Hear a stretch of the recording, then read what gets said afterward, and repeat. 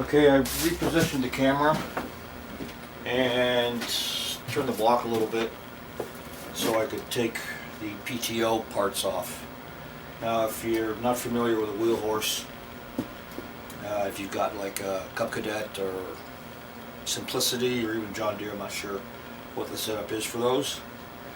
But on here, what we've got is the PTO side, and how it works is there's a big loop bracket here that fits into this top section up here. I can't quite fit it, but it sits about like that.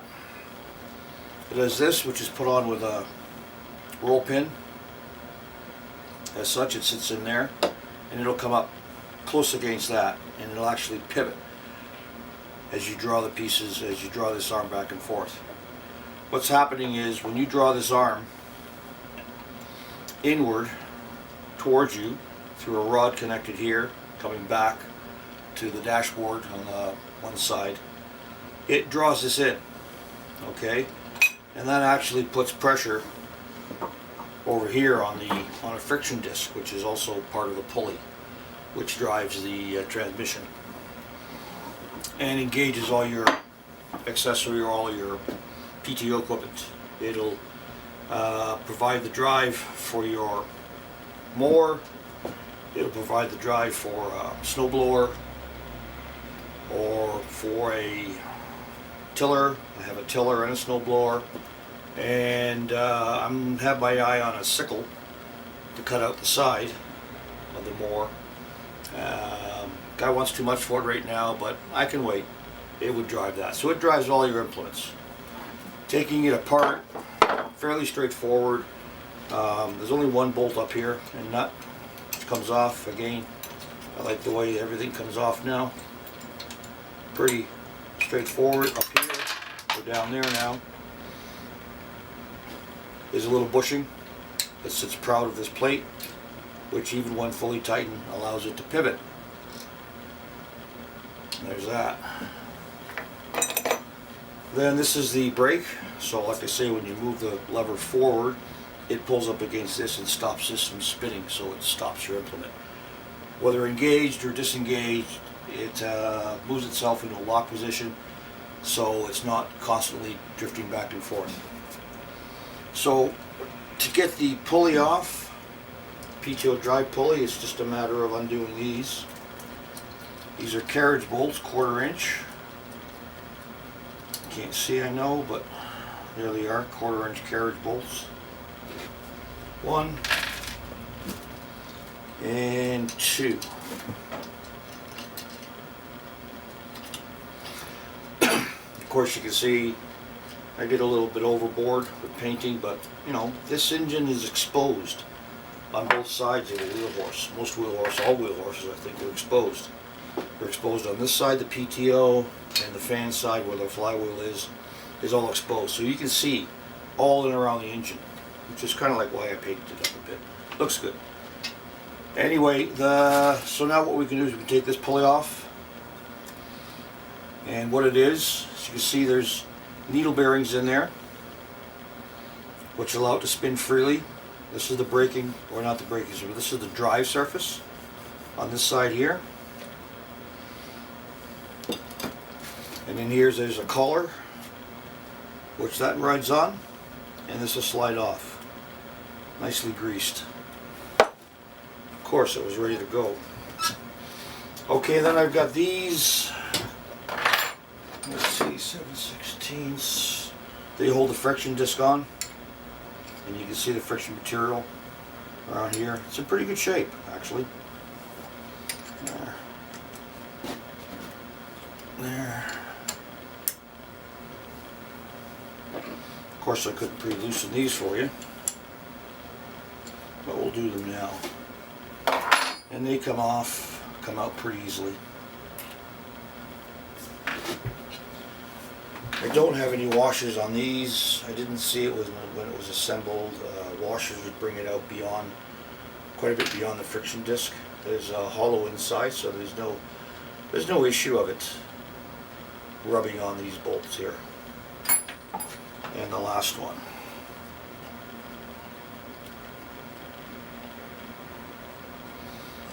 as such. And then that comes off. Fairly straightforward. You can see the thickness of the friction material. It's almost as equal to the backing plate itself, so there's lots of life on this. Lots of life left to go. And then the transmission of the drive pulley, PTO, it's held on with a key, and it comes off with loosening this Allen screw there as such. Loosen that up, maybe a bit more.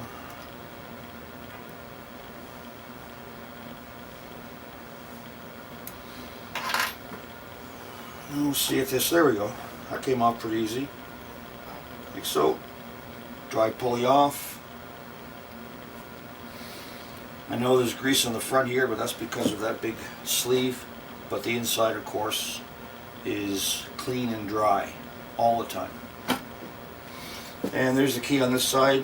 I'll knock that out later with a little punch or a little pointer.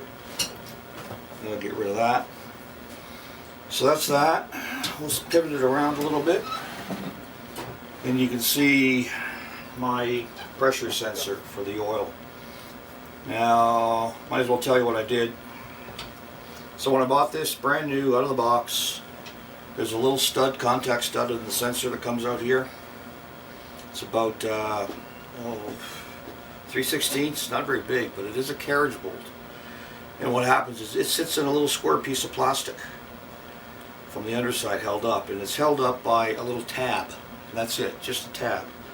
And the threads and screws on top. I guess I got a little beefy with it. I didn't think I was that bad, but I must have. So what happened was I broke it. Little bits of plastic everywhere. And I thought I was done. What I was able to do when I saw inside is, let me get one.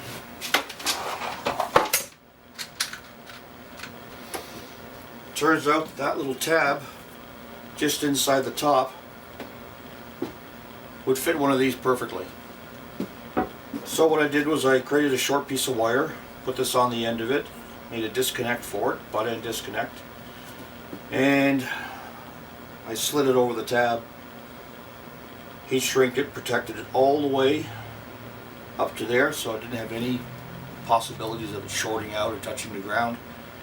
I did have to open up these just a hair so it would slide on, because it was a little thicker in there. But once it was on, I was managed to be able to get a pair of needle nose in there, crimp them down, and then all I did was I lathered it up with RTV so it would give a little bit of movement up here, but hold that fairly rigid. I will add a little more RTV, probably from the end of this heat shrink back down, just to beef it up a bit more. But that's what I had to do. That was the issue with that. I didn't like the design. It seemed a little bit, what's the word? Delicate, you could say.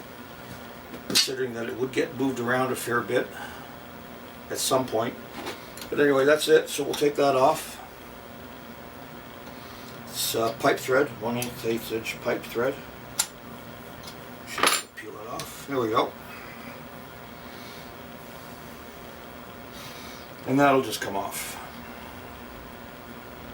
I don't want to damage the things, so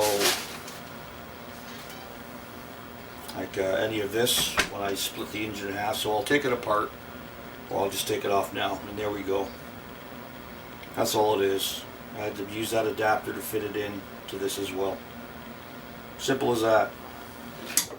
And if I reach my hand over here, and it's available to me without too much looking around, there it is.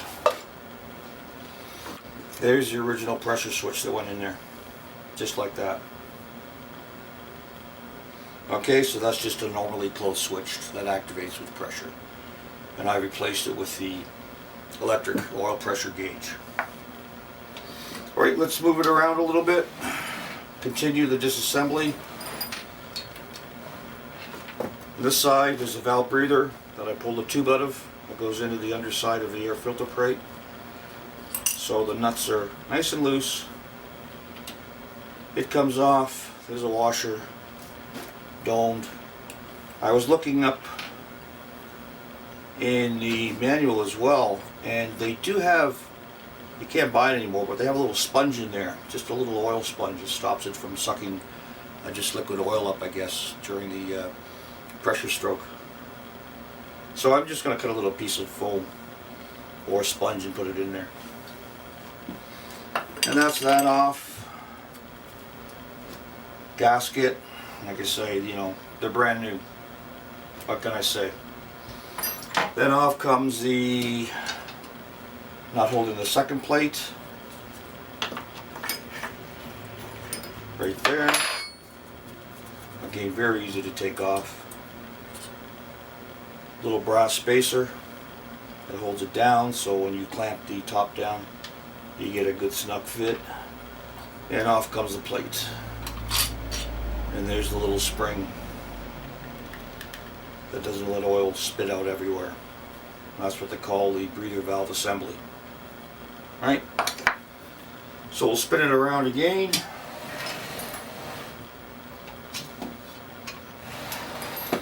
And on this side, there's one there. That's for the other breather side, or the other valve cover side. And that just comes off pretty easily. Then I guess the points cover, I have that loosened. So all I'll do is